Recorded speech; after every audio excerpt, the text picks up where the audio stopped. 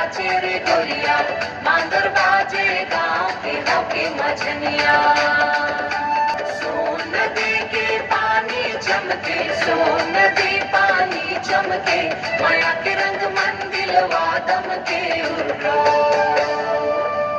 महुआ डारे फूल गिरे रे, सुग्गा बोले डार डार। तोर नैनन के जादू मन सजनी, भुला दे हूँ मैं संसार, भुला दे हूँ मैं संसार। रेशम जैसन तोर बात लगे, मीठा लागे तोर हंसी। तोर संग झूमत मन मोर, जैसे फगुनहा के खुशी गोता हो। अरे झूमर झूमर नाचे रे गोरिया, मांदर बाजे गाँव के हम झनिया।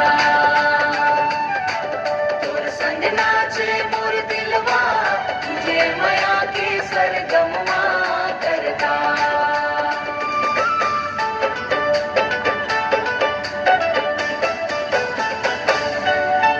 साल जंगल के छाँव तले बैठे रहन संग संग,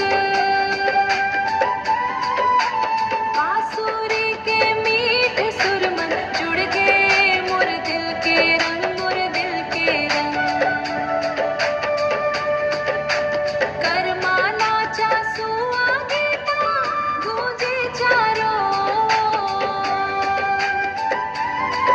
तोर माया के रंग में सजना मोर जिंदगी हो गे भोर, हदर गे वो। चंदा गवाही देव सजना, तोर मोरे प्यार ला। जन्म जन्म तक निभाबो माया के इस त्योहार ला।